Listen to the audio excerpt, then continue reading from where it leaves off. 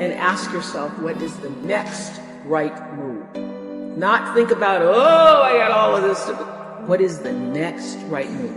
And then from that space, make the next right move and the next right move.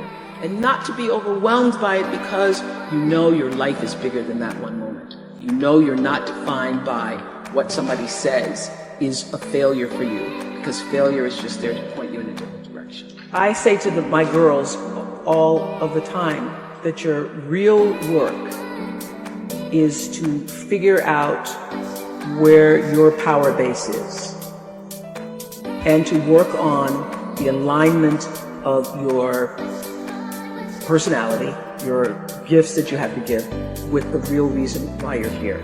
That's the number one thing you have to do, is to work on yourself and to fill yourself up and keep your cup full.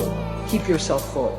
And I could understand that it really was because I was grounded. I've done was doing and continue to this day to do the consciousness work. I work at staying awake.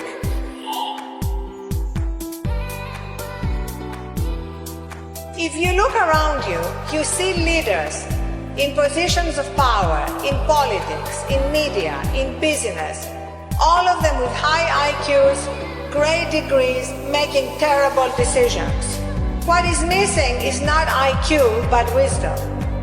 And today it's getting harder and harder to tap into our own wisdom, because we are all so hyper-connected to our devices, our screens, our social media, that we're having a hard time disconnecting from technology and reconnecting with ourselves.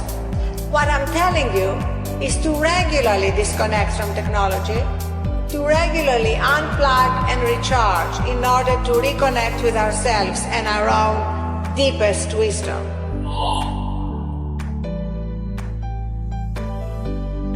Well, I'm a very curious person, and that curiosity really is, I think, at the basis for all the kinds of things that I like to try and experiment with and attempt, and we have a good time doing it. It's not so much being driven as much as being interested in a lot of different things. I really encourage them, if they have a great idea, to run with it.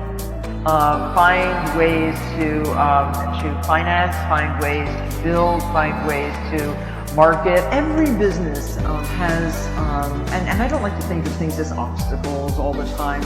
I like to think of them as challenges to be solved and problems to be dealt with. Working hard and making money for your hard work. That was another thing that I also discovered as an entrepreneur, that it's all well and good to work really hard, but you must be compensated for your hard work. Actually, you see that a business is forming, that a business is being created, that you are actually being productive.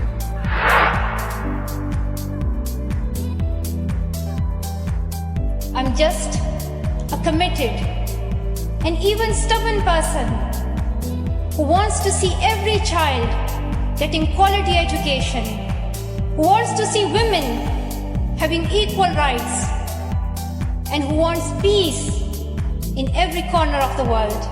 Education is one of the blessings of life and one of its necessities. That has been my experience during the 17 years of my life. We wanted to make our parents proud and prove that we could also excel in our studies and achieve those goals which some people think only boys can. But things did not remain the same. I had two options. One was to remain silent and wait to be killed. And the second was to speak up and then be killed. I chose the second one.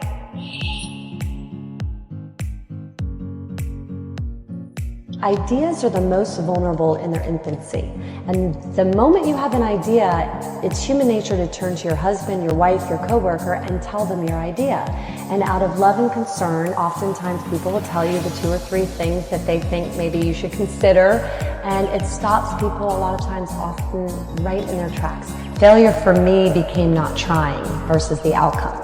So many people don't take risks for fear of failure. They don't start the business, they don't go create the art they want to create, or they don't go try out to be in the play or whatever it is for the fear of failure.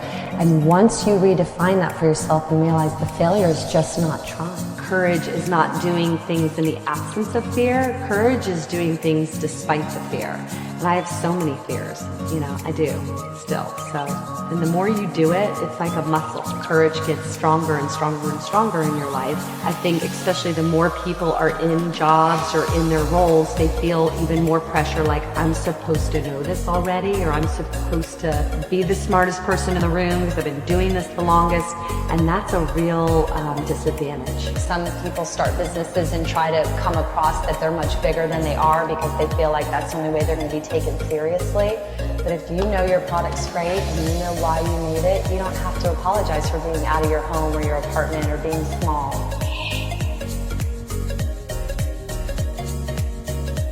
The first is competency. I think anybody who wants to be a future leader should have a hip pocket skill that everybody looks at and says XYZ is the go-to person for that skill. Because unless you're really known for something and not just as a generalist, you don't stand out from the pack.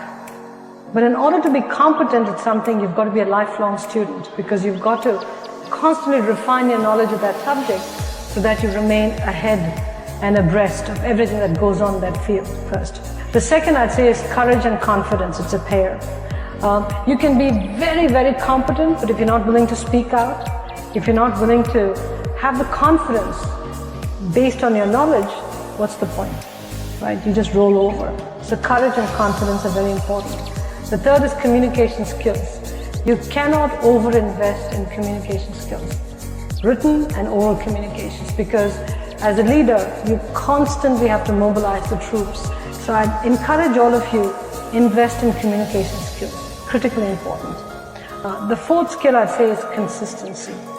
It's important that leaders are consistent. You can change your mind, but change your mind against a consistent framework, because if you're not consistent, people are always second guessing what you're doing. So be consistent. And the last skill is your compass. Integrity is critical in this job. You can be competent, you can be courageous, have confidence, be a great communicator, be consistent. But if you don't have integrity, that compass doesn't point true north, everything comes crashing down, as we've seen in recent times. So again, it's the 5C model, and that's what I've operated against for all my life.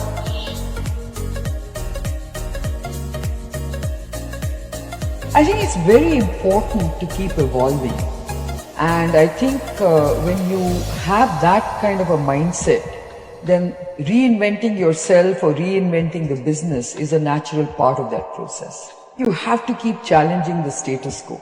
Discomforting as a girl to sort of even look at pursuing a career in brewing. But my father said to me, he says, why do you have that kind of perspective about brewing? Because brewing is the oldest biotechnology known to man. So, I think you should look at it as a science. I think you should look at it as a fermentation science.